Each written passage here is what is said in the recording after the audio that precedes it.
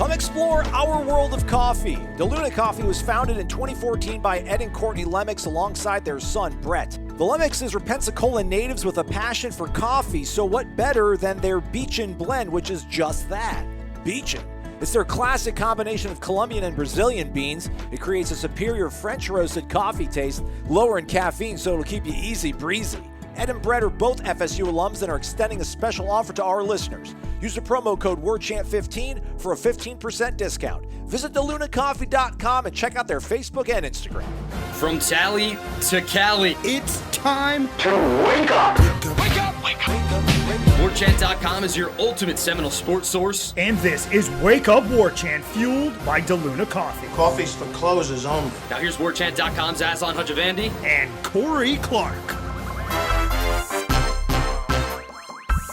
This is for Deshaun. Wake up! What is up? It is Wake Up Warchant. It is fueled by DeLuna Coffee. DeLunaCoffee.com. Come explore our world of coffee. Promo code WARCHANT15 will save you 15%. Maybe Paradise, maybe Hurricane, maybe Graffiti, 1559, Five Flags, Midnight Shift, whatever you want. Even if they have some decaf, too, if you're one of those people. Corey Clark's here, everybody, as well. He works for WarChant.com, the Ultimate Seminole Sports Source. Thumbs up on the YouTube, 5-star rating review on your iTunes Apple devices. First off, Corey, before I bring in, shout out to the big homie Grant. I guess he works at the local Target here in Tallahassee. He brought me my curbside order. Wasn't trying to go inside and deal with all the youths have returned. The youths have returned en masse to Tallahassee. What a cool town this is when all the students aren't here. Sorry, guys. Love you, but still leave often, please. How are you, Corey? I'm good, buddy. I'm good. I like students. I'm glad they fill our city for 6 months, 7 months out of the year. Yeah, you're right. Yeah, I'm sorry. I mean, I get it. It's really your town. I mean, I know I'm living in it, like I own a house, but it's this is for you folks. This is your town. It's for the formative years, 18 to 22. Come here, have fun, live, grow, prosper. But yeah, he said he's a big fan of the program, Corey. So. All right. Yeah. That's why I should have probably, instead of just shouting out some guy giving me my stuff at Target, I should have prefaced with the fact that he likes his podcast that we do. 3 big topics to talk about today, Corey. We'll begin, I guess, maybe with the lead story. 8 p.m. on Tuesday evening, Tatum Bethune, Miami native, UCF linebacker, done a lot of good things for UCF. He might be the highest graded player that Florida State has has pulled in the portal, even above Jermaine Johnson. Most recently here, he recorded 108 tackles for UCF this past season. He is a linebacker, 6'1", 225. Apparently this was a bit of a heads-up battle between the hometown Canes and Florida State, and the good guys came out on top. So, again, offense is a focus, but defense needs to be addressed as well. This is one position that we kind of haven't been talking about a lot lately, Corey, but they went ahead and got it done, and I can't really find anything wrong with this one. Yeah, I don't know how you could. The guy, I think he had 4 games with double-digit tackles. He had 1 game, I think, with 14. Another game with he had 5. He had 5. Wow. Yeah. He had 2 picks. He had 8 tackles in that 7 or 8 tackles in the bowl game win against Florida. 7. Correct. So it's.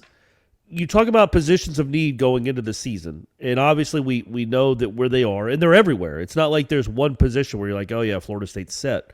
But I would say the 2 weaker positions on the team were wide receiver and linebacker, and you feel like they've addressed wide receiver really well. We'll see how it pans out, but they've certainly got some guys in here with potential, more potential than they've had at that position recently. And then you've got You got a guy that, I don't know, was there a guy with more tackles that was in the portal? You know, he was like 21st or 22nd nationally in tackles per game. Better than Tyler Grubbs, I bet. Yeah, right. Other than him and I don't think Tyler Grubbs in the portal. Man, Tyler Grubbs just loves Ruston. He's never leaving that place. He's locked and loaded down there. But yeah, so, you know, he's about, when you talk about a proven commodity at that position, I mean, he's about as, I don't know that you couldn't hit a ball further than that. I don't know who else will be out there. Maybe somebody from Georgia or Alabama will hit the portal after that game's over. But as far as proven commodities, I don't know that there's many better ones out there at a huge position of need. So again, like we have to do for the rest of our lives, you start grading recruiting classes on what happens on signing day and then the subsequent days. And again, this feels like another signing day. And now you've got, 7 transfers? And I'd say you're averaging 3.5 stars probably with those guys. And this guy, I don't know what he was coming out of high school. 3-star. 3-star, but I mean, he certainly seems to have played even above producing. that. Yeah. So that's really encouraging. They like Deloach, they like Gaynor, and now you throw him into the mix. I feel like you feel at least okay about the position, right? We'll see how it translates, how his skill set translates to Adam Fuller's defense. But I mean, he appears to be a run stopper. He's a big dude.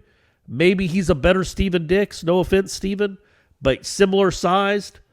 But maybe just a little more instinctual, maybe just a better football player, maybe a lot more instinctual and a better football player. And you get him for a year, maybe 2. I think he's still just a junior.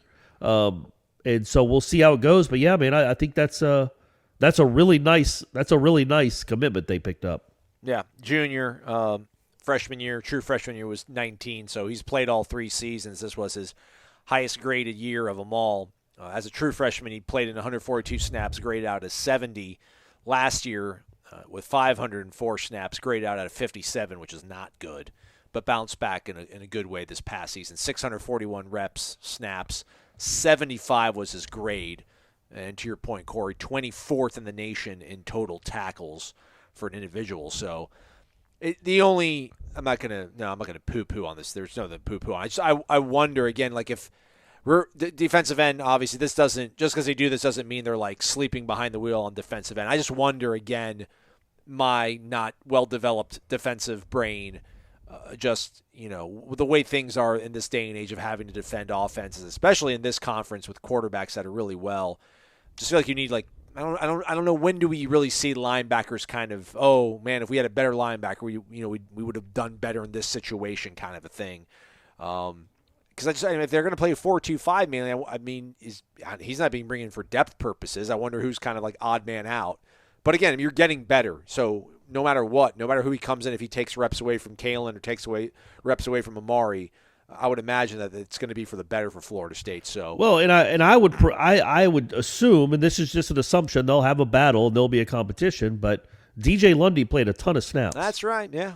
I feel like this might be a better version right now of DJ Lundy. Okay. And DJ Lundy had an okay season. He showed some promise. He's a young kid. You hope that you're upgrading here, that this guy's better than DJ Lundy and they'll compete for the job. But now you have Deloach in this kid to go along with Gaynor coming in and out, depending on the situation. I just feel like you've upgraded there. I don't know if it's said. No, you're right. You're right for sure. Yeah, I mean, maybe Kalen and Amari are more interchangeable, but yeah, he would probably fill in the shoes of DJ in certain sets and schemes. So for sure, that's definitely. It is, and he's not, but he's probably not going to win the Butkus. But you've upgraded that position just like you've upgraded the wide receiver position. You are a better roster. You are better on the offensive line. You're better at wide receiver, probably much better at wide receiver, and you might be much better at linebacker now. You're certainly better than you were 3 weeks ago. The roster is forming into a competent roster with real Division I football players, and that helped. Proven too, man. Like, I know those kids out from the wide receivers from out west that are coming, maybe not the most proven guys, but they played on the stage. They played in games. Their schools were not happy to lose them. At least Pittman, at least the guy from Oregon. Yeah, sure. But even Wilson, I mean, he played 18 games, whatever he had. I mean, 18 catches in 12 games, blocked his rear off on the outside. I mean, showed an ability, he at least got on the field, right? Like, these weren't guys that left because of playing time, I don't think. They left for maybe, better passing offenses or more opportunities, whatever the case may be, or just clashing with the coaches. Whoever knows with the transfer. But I just think in all these positions, the one wild card is the kid from Illinois, right? We don't know what he's going to be as a wide receiver other than really fast. But I think I almost feel better about him than I do Johnny Wilson, to be honest with you. I just think Johnny Wilson, man, he's 6'7" and can block. So even if he doesn't become a 60-catch guy, he's a guy on those wide receiver bubble screens or the runs that get out wide. He can contribute in a way that not many guys on this roster right now can, blocking wise. So that in itself, his scholarship pays for itself just with that. But either way, the point being, this is what we said had to happen. This is what we expected to happen. And I don't know, other than the kid from Louisville, that we'll see. I mean, he just hadn't accomplished much at Louisville, the defensive back. Greedy Vance. Greedy and a deuce. I like what we're doing here, gang, in the portal. And Johnny with Greedy Wilson. And deuce. Yeah. Johnny Wilson's a great name too, absolutely. You feel like you've upgraded. Your roster's just gotten better, but you're absolutely right. I think right now, I don't know how many more linebackers you'd even want to take. To your point, they don't play a ton anyway. They're mainly in a 4-2-5, so it's not you got to overload your roster with 5 more linebackers. But I think they're done at wide receiver unless something like the Oklahoma kid that put his name in the portal on Mario Tuesday. Williams, come home. Come back to Florida. He's a Florida guy. He's Plant City, baby. Yeah, man, come home. But Florida State's got some kids from Plant City, right? James Wilder? Was he from Plant City? No, he's from Plant High. Plant City's see. That's Polk County, though, I think. That's either periphery of Hillsborough or it's actually maybe in Polk. Odell's got to know somebody in the family, I would imagine. Yeah. So if you get him, you can tell the Illinois kid, hey, you want to play quarterback? Whatever you got to do. But if he wants to come along, sure, you're not going to say no to him. But I think they probably feel pretty good about what they've added at wide receiver. Maybe they take an exceptional guy out there. O-line, they got 2 guys, maybe one more, maybe a quarterback. You're not going to say no to great talent, but absolutely, from now until spring practice, from now until whenever the portal closes up for the summer, goes on winter break, goes on summer break, whatever that is, defensive line is the priority. Yeah. Defensive line is the priority, particularly outside, but any good defensive lineman will do. Also on Tuesday in the morning, we spoke to Alex Atkins, offensive coordinator and offensive line coach. Corey wrote 5 sort of big takeaways from the press conference on Tuesday. Later this morning, we'll speak to Tony Tokars, the quarterback coach. What did you find most interesting about the comments from Coach Atkins? I liked him kind of talking about, he was asked, I think, by Andrew Adelson, just being, a minority candidate, being an African-American man, and being able to handle or actually get the title of offensive coordinator, something that doesn't happen all that often, and whether he kind of looks at himself as, maybe being a sort of a good example to other folks trying to strive to be where he's at, and he kind of, shrugged it off a little bit. But I like the fact that he kind of pointed out that, man, it's always like the quarterback's coach, right? Like the quarterback's coach is a guy that gets elevated to become an OC and calling the plays, and this was something they kind of talked about when he took this job 2 years ago was, if this is something that he would be able to transition to, and if that's sort of the vision that Mike Norvell had for him. So it was kind of cool to hear him talk about the fact that, this is, didn't catch him by surprise. This was kind of part of the plan, and I don't know if it worked out as quickly as they thought it would, but here we are. Yeah, I thought that was interesting. He really pivoted quickly from being an African-American offensive coordinator to being an offensive line coach / offensive coordinator, because I haven't done the numbers, I haven't crunched the numbers, but it's got to be as rare. Like I said, I think I texted it to you and Ira, or maybe I even wrote it. I can't remember. There's only he's one of only 4, 3 or 4 in the Power 5, maybe 5 in the Power 5 that have that are offensive line coaches / offensive coordinators. Because head coaches want their QB coaches to be the OCs almost always. So it's a rarity. So he talked a lot more, I thought, about that, like offensive line coaches getting a chance. Yeah. Like I was misreading the transcription, but it seemed like he felt a sense of pride about that kind of pioneering that he's doing, like that there aren't many O-line coaches that get to be OCs, and as he pointed out, there aren't hardly any O-line coaches that go straight to being head coaches. Sam Pittman at Arkansas, he might be the only one, as far as I can remember. It's usually you got to be an OC first, and then get to be a head coach. It's clear that Alex Atkins wants to be a head coach. I assume most guys on every college football staff in the country want to be head coaches. He does, and I think that path, he thought that path included being an OC. So I just thought that was, I'd written about it. I'd publicly questioned it, like, man, this doesn't happen a lot. Offensive line coaches, how's this going to work? But he talked about it too because he knows it's rare. He's in the business. He knows better than I how rare it is. And he did say, number one, he did say he'd be on the field, which we assumed. And he did say that Norvell will be calling the plays, which again we assumed that. But what I thought was interesting was how he talked about, so I think he was asked about Jordan Travis. Yes. Because what's interesting about this now as we move forward in this relationship between us and him is we're not going to just be asking him about Darius Washington or how's Maurice Smith looking or what do you think about these young guys. We also ask him about wide receivers and quarterbacks because it's all under his purview now. He's the OC, and he kept bringing that up. Like, he likes dabbling in all the other positions, and he talked about how Norvell always comes to coaches for advice or suggestions. So he's been a part of the game plans even when he wasn't the OC. But also he was asked about Jordan Travis, which when I read that, because I didn't watch the press conference, but I read the transcript. I'm like, why is somebody asking him about Jordan Travis? It was Ira. Yeah, wait, he's the OC. Yeah. Of course he should be asked about Jordan Travis. So I got to get my mind right about that because usually the O-line coach is strictly O-line coaching. But he talked about how he'd stand next to Jordan Travis a lot during practice, and that they have a nice relationship. And they actually learn from each other because, Travis, Jordan before every snap has to check at the line, has to make, blocking changes, blocking audibles, has to call out all that stuff that a quarterback does, especially in Florida State's offense. So they work in concert together. So he seemed really impressed, obviously, with Jordan Travis. But, yeah, it makes sense that an O-line coach would have a lot to do with game planning in a particular week, right? Right. Like you go into Clemson and you're like, look, Kenny, we can't block these guys for 5 seconds.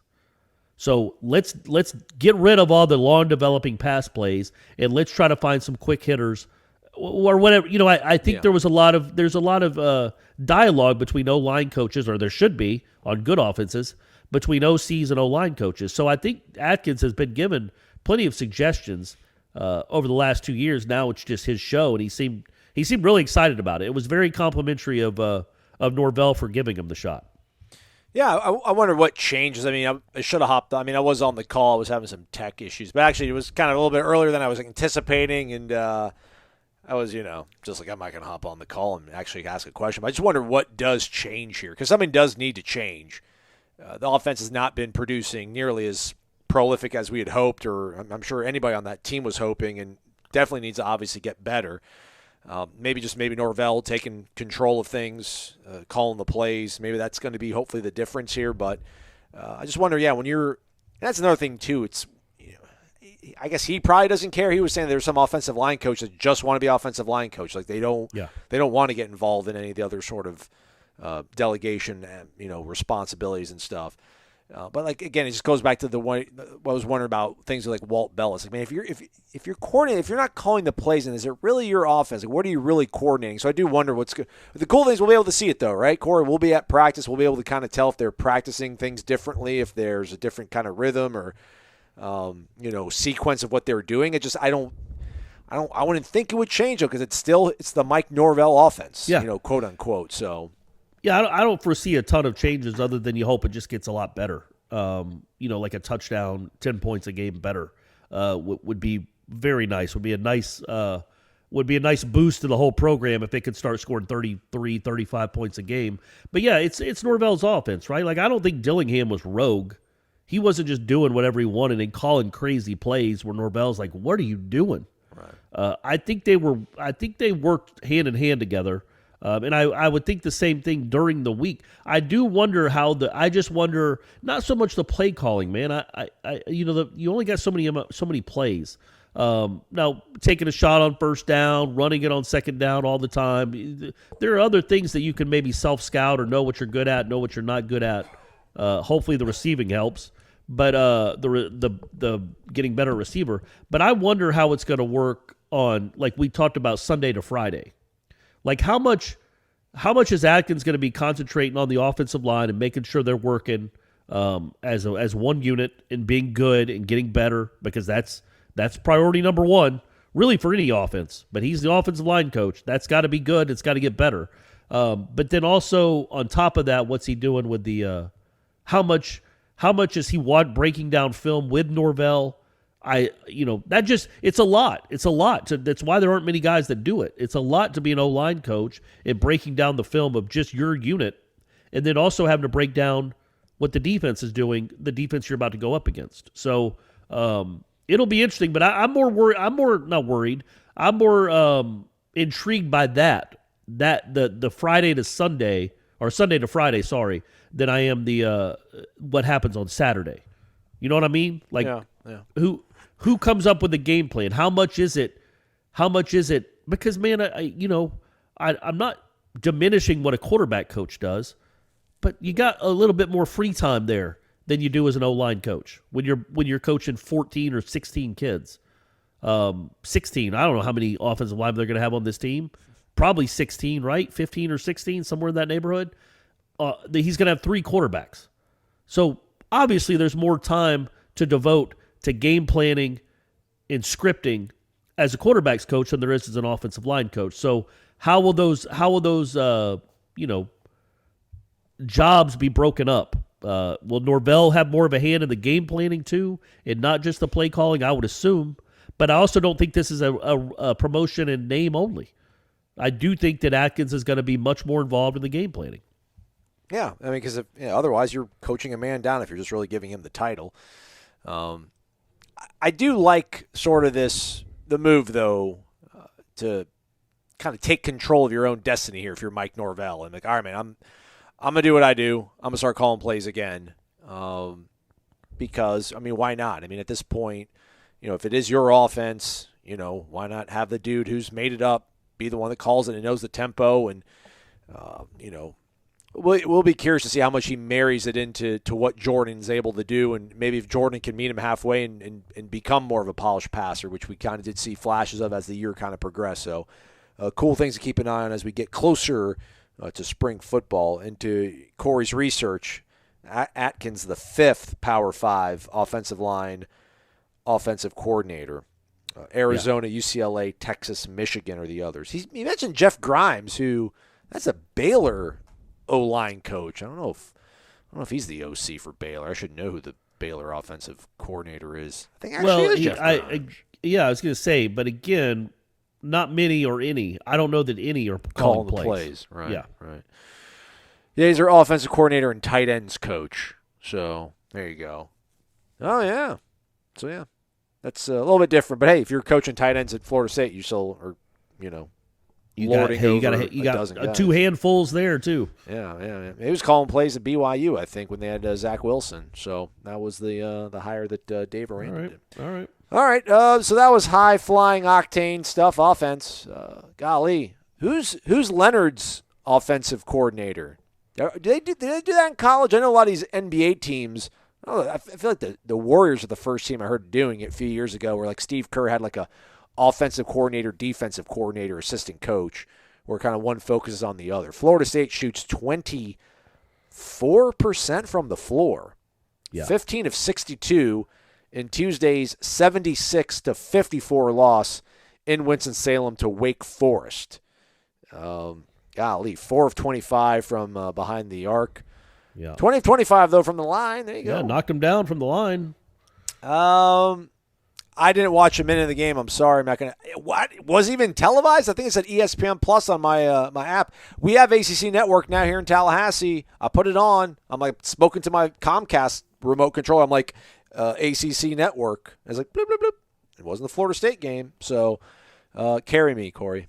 Per usual. It was on, I think it was on, it's not Fox Sports anymore, Bally Sports. See, I was looking at that on my TV guide. Maybe I should have just gone and put the channel on. But if it's not on the TV guide, I'm like, it's not on. But I was watching it up here in Atlanta, the area. So, yeah, it was on here. I had to take Brady somewhere for the first half, so I didn't miss anything there, but I watched a good portion of the second half. And, yeah, man, it was ugly. It was ugly. I don't know.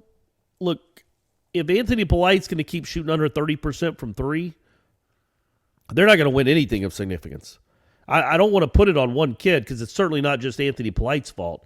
but he has not been good at all. I know he dealt with an injury in the preseason, but he's a net negative player right now, and he's a fifth-year senior that was pretty darn good last year. I think he scored in their win over Colorado in the tournament, he scored 20-something points. This guy's been there and done that. He's had good games, plenty of them, big moments. So he's just got to get, they're not going to win a lot of games where he's, 1 for 8 from the field. And Caleb Mills missed his first 10 shots, finished 2 of 13 maybe. So your two guys that you're counting on really to lead you in the scoring in the perimeter were a combined 3 of 21. And, I watched the game, and they wasn't real active, wasn't a lot of penetration, but also they just missed a lot of shots, man. That happens. It was ugly. Sometimes, they just scored 83 in their last game on the road. And then this one, they went 10 minutes and scored 7 points in the first half. Just all around 17-0 run. Wake out a 17-0 run in the first half. Yeah, just all around ugliness, man. Clearly, this team is going to have to find something soon if it wants to make the NCAA tournament. I know we're supposed to give them the benefit of the doubt, and we did in December. Even with a couple of blowout losses to Florida and Purdue, you gave them the benefit of the doubt because Leonard's been doing it for half a decade now of producing really high quality teams. But going on the road and getting blown out by Wake is a whole different matter. Losing at home to Syracuse, where you blow a double-digit lead and just look awful in the second half, is a whole different matter. So I don't know. They don't get really good point guard play. My man Jalen Worley was a minus 25 in 19 minutes, which is almost impossible to do.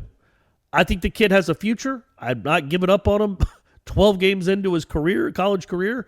But, we all know what Raekwon Evans is or isn't. And you would hope that you'd get better point guard play. And it's just not happening. And you don't have anybody at the rim that can protect. You don't rebound well. There's a lot of things that looked bad in that game.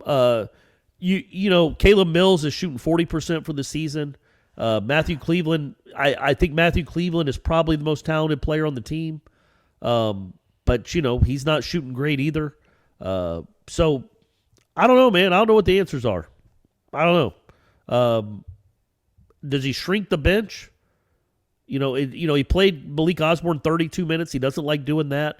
He played Caleb Mills 30.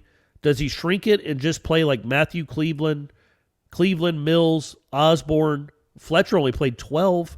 What? I don't know. I think he's still searching for answers, clearly, and he hasn't found them yet. But it's a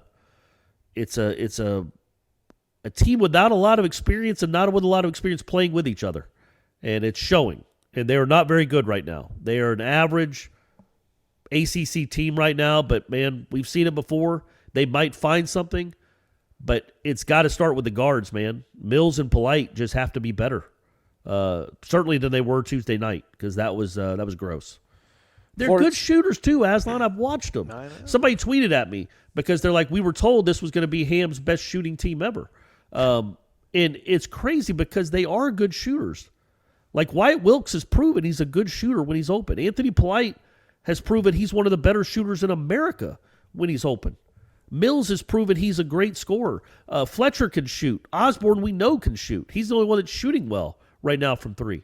But they're shooting 33% from three as a team. And in the one game against Syracuse, their other ACC loss, they were 4 of 30 from three. And in this one, they were 4 of, 25? Yeah. So in their 2 ACC losses, they're 8 of 55 from three. I can promise you, me and Brady could chuck up 55 threes and maybe bank in 7 or 8 of them. Yeah. I mean, that's impossibly bad. So that will, the law of averages, they're going to have some games where they go 15 of 30 from three. Those will come because this team can shoot. I promise. Everybody on the floor can shoot. So they really, at every position, John Butler can shoot. It's just, they're young and they haven't played a lot together, and they're searching for an identity that they haven't found. They don't necessarily have great point guard play, and they have nobody to protect at the rim. And Other than that, they're killing it though. They got there's a lot of talent there, man. There's a lot of teams that would love to have a Cameron Fletcher and a Matthew Cleveland and a Caleb Mills. It's just they haven't played enough together to really be fluid right now. Florida State knocked down 2 free throws to go up 11-8 with about 15 minutes left, and then they went scoreless for 7 minutes and 54 seconds of game time. I mean, that's impossible.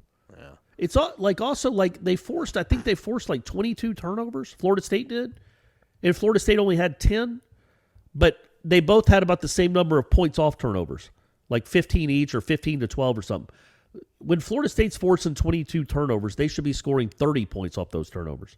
They just couldn't get out in transition. They weren't making good decisions in transition, and they just weren't knocking down easy open shots, which you have to figure they will. It can't go on forever. You have to figure they will. What point do we hit, Corey, where they're going to have to win the tournament to get into the dance? Oh, that's coming soon. I mean, if they don't turn it around and win soon, because the problem with the ACC this year is there's not enough marquee names in it this year. There aren't good enough teams where you can count on winning 3 or 4. Like Duke, you could beat Duke. That would be a great resume builder, but they don't have any other ones. So, I think you're getting to that point where, we're still really early. We still got, 17 conference games left. But you better have a winning record in conference. And 1 or 2 of those wins needs to be over a tournament team to have any chance of getting in. Right now, you just start stacking wins. Like I think they play Louisville on Saturday. Yeah. Is that right? Yeah, correct. At home. Yep. First home game in 3 weeks. So that's a huge win. You got to hold serve at home, and Louisville would be a nice win. But yeah, if they don't beat Louisville, then yeah, man, it happens. These seasons happen. Yeah. We thought that they were immune to it, and maybe they are. We're only 12 games in, but we are 12 games in. That's a whole football season. So we're 12 games in. I think there's enough to judge to say this team has some serious issues. And if they don't get corrected, and if they're good players and good guards don't start shooting at a much higher clip, then they have no real shot at a postseason. But again, I can also admit that it's January 5th, so it's too early to hit the panic button. And they've got too many talented players to think that they're going to run cold for 2 whole months. I mean, I think it's a shrinking of the bench. It's figuring out like 7 or 8 guys that you can count on, because I don't know if they even know. It still feels like there's a lot of tinkering and experimenting, and let's see if this guy works well with this guy. And I mean, they got to just at some point be like, all right, we're going to roll these guys. Well, it sure seemed like in the second half they made a little bit of a run after they got down. I think they got down 23, 25, something like that. They made a run and cut it to 16, which is crazy to say against Wake Forest. They cut it to 16 and they got a steal that would have made it 14, but of course Polite missed a 2-footer that would have cut it to 14. But it seemed like he had kind of settled on, like it was Cleveland, Mills, Polite, Evans, and Fletcher and Osborne. Like that seemed like the 6. Wilkes played 12 minutes, but most of them were in the first half. Worley didn't play a ton that I saw in the second half. So maybe that's what it is. I don't know, but it's it's just not something we're used to. No. Since we've been doing this show, you and I we haven't had a basketball season like this. But it's also early, and teams can turn it around. They had, there was a team that won the ACC tournament way back when started off worse than this. Now they were much more senior laden. They had a lot more veteran leadership than this team currently does. But you never know. You can't give up on a team in January. But that was just a really ugly showing on Tuesday night. Well, Raekwon Evans, Anthony Polite, Malik Osborne, these aren't young guys either. They're going to have to find a way to, as Marvin Lewis said, this is your team. Find a way to fix it. Reach down inside and be a bleeping pro. So I know you guys aren't pros, but, you guys can help spearhead it all. So they'll be back in action, as Corey said, Saturday at home against Louisville. Saturday night, I think. Isn't that a night game? Probably. I think that's an 8. I'm sure it's 9 o'clock at night or something too. 8 p.m. I think it's It's a primetime Saturday night game. So if you're in Tallahassee, and you don't have COVID, Go out there and watch the Seminoles play. All these random people I'm friends with on like Snapchat that I've befriended through other social media means, they're all just like posting like photos of their temperature or them drinking NyQuil. Yeah, it's Really? We're under siege. We're under siege right now in Tallahassee. We are, man. We are. It's everywhere. But yeah, luckily I haven't gotten a fever, and I can still taste. Just runny nose, little head congestion. But the worst day was the first day, and I'm knocking on wood, but hopefully I'm through the rough part. It just feels like a runny nose, like a normal cold. But if you do have it, or if you're gonna get it, I wish you the best. Well said. All right, 10 a.m. Wednesday, Tony Tokar's quarterback's coach speaking with the media on Zoom. I don't know if I don't want to put too much pressure on our guy, Austin Cox. I think maybe even Ira hopped in there. They did a whole transcription, everybody. They transcribed the entire, however long interview was with Alex Atkins. Maybe we'll do something similar, but I do know we do the blow-by-blow live on our warchant.com tribal council, so be a subscriber and dial into that. We'll have posts and updates on Twitter. The replay will be up on YouTube. Story will also be on the website. So we'll have some football to carry us over here as we begin the chilly week of January that we have begun upon here. Corey, hey, man. Thanks for toughing another one out. Appreciate you. Another COVID game for yours truly. When are we doing we going to do one for Friday? We're going to do a Friday show? I guess. I don't know. I was going to say, do we do a Renegade Express every week? Should we do something like Renegade Express every other week? I know if we put a thread up there, people are going to ask questions. But I don't know. We'll talk about it off air. But yeah, maybe try. I know the. I don't like talking to you off air. Have you and I ever had a phone conversation? I don't think so. No, I don't like speaking on the phone though. No, I don't either. I mean, that sounds rude. Like we do this we act like we like each other just for the radio. I guess we don't act that much like we like each other, but we do. But we text all the time. Yes. We don't talk. It's not the 1990s. It's not. We don't have to call each other on the. I have a buddy that won't ever return a text. He just calls me. The worst. And he says it's because he's driving. I'm like, whatever, man. Just text. Just text and occasionally look up. What's the matter with you? He is Corey. I'm Aslan. Thanks so much for listening to Wake Up Warchant, fueled by DeLuna Coffee. Oh, hey, I lied. Let's listen to Michael Langston break down Tatum Bethune's commitment right after this. Not a big sunshine pumper, everybody. You guys pretty much know that by now. Hopefully, it's why a lot of you don't like me. You don't like the truth. Sorry. I'm cool with it, though. But, hey, man, this latest edition from the portal, Michael, this is pretty good, man. This is pretty good. Tatum Bethune from UCF has committed to Florida State. Michael, just this is something we saw coming on the horizon, but just how big of a deal is this for Florida State and Mike Norvell? Well, it's a big deal because you're battling a kid that's a hometown kid for Miami. Miami was the main competition here. Certainly, he grew up liking Miami, so you really had to sell him. Obviously, there's connections with Sabbath Joseph, defensive analyst at Florida State, and then also Randy Shannon. He's really close with both of them. I just literally got off the phone maybe 5 minutes ago with Tatum. I'm going to work on the story as soon as I get done with this. So it was big just to win a head-to-head battle, because I think people view Mario Cristobal as like Freddy Krueger to your nightmares because he's a great recruiter. But I think it's a big deal, FSU getting it done. It continues to show that momentum that Mike Norvell's building. Certainly it's a position of need. They need linebackers. They need faster linebackers that can really help this defense. Linebacker's been a problem as far as this team. So adding a guy that has multiple years, because he has 2 years left. Tatum just let me know that. So having a guy for multiple years is a big deal for this program to keep adding really good pieces.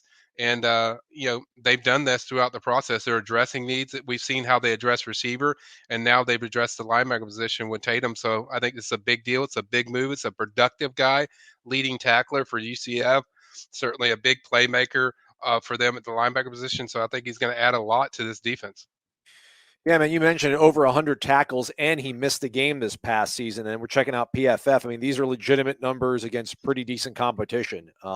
Actually really good competition. Cincinnati, a playoff team. Boise State, always a strong group of five program.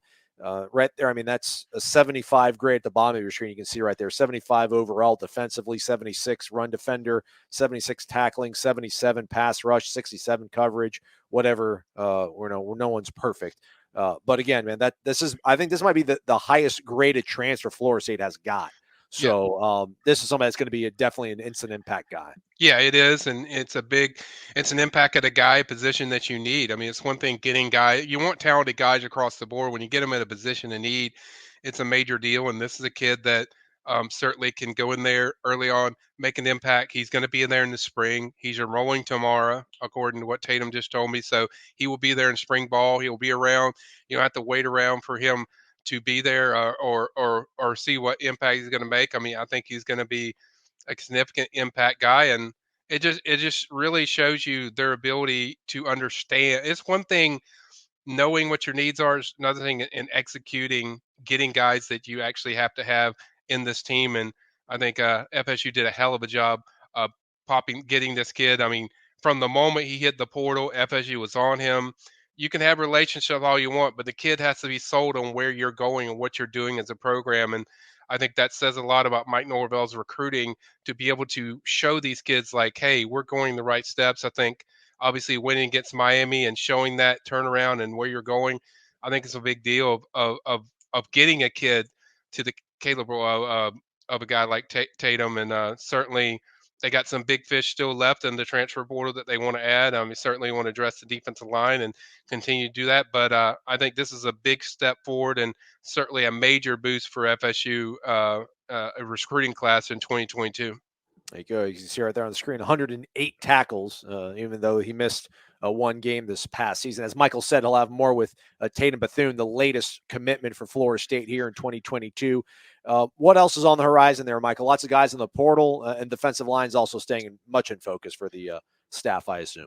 Yeah, I mean they would like to get one or two defensive linemen, whether that's defensive end or / defensive tackle or whatever way you want to do. I think they would like to get that. Jared Verse is certainly at the top of the list out of Albany, so it's to make a decision. I would say in the next few days. I think that's kind of what I'm hearing, and then obviously you want to add a running back because they lost Jayshon Corbin, so I think they want to do that, and then maybe address their quarterback situation if they want to bring another guy in. That's kind of, we'll see on that, and then maybe another offensive tackle. So I think there's still activity. This thing's going to go on until probably the summer, until they address every need they want to. As far as what led to this one, I think when I talked to Tatum, it was he just like I trust these guys, and I think a guy that played a big part in this is Kier Thomas. He played at Central as well. He's really tight with Kier Thomas. Obviously, Kier having a lot of success certainly didn't hurt their chances, but I think the main thing in him seeing how Kier was taken care of at Florida State and where this thing's going, I think ultimately led to him going to Florida State. For people wondering, if I hadn't mentioned it outset, he is already in Tallahassee, so he is here. Drove all day to get to FSU. So certainly keep adding players like this to change where your program's going. I think it's a big deal. You still want to get high school kids. There's still some high school kids that they would like to add into this class, but I think getting Tatum is a major win for FSU, both in recruiting this year and the rest of these transfers, but also in the future for 2023 to show people, hey, where this is going. We can beat Miami for recruits. So we can beat Auburn for recruits. I think that's kind of their mindset of showing kids that they're changing things and they're changing things for the better. And I think this is a big step forward for them. Do we know, before we go, Tampa product, Mario Williams from Oklahoma, wide receiver? Is that a guy that might be in play, Michael? Or do we need to go? I mean, do we need to get in the car, do spring tour, early winter tour, go see if he needs a ride anywhere? I mean, it's a possibility. He kind of hinted he would like to play with Caleb. Here mentioned USC. Both. Yeah. So yeah, I'm sure FSU fans would love that. But yeah, I think Mario is one that could be a possible play. I'm sure they'll certainly look into it and certainly gauge his interest and go from there. But it's been a wild 48 hours as far as the portal, and I think it's only going to get wilder for FSU and a lot of teams, but definitely Mario could be a guy, to watch, but we'll just see. Come explore our world of coffee. DeLuna Coffee features over 24 different blends. DeLuna's unique roasts can be delivered ground finely for drip coffee makers, coarse for the craft crowd, untouched as a whole bean, or even in convenient K-Cups. Founded in 2014 by the Lennox family, Ed and Brett are FSU alums and boosters who are extending a special offer to all listeners. Use the promo code WARCHANT15 for a 15% discount. Visit DeLunaCoffee.com and check out their Facebook and Instagram.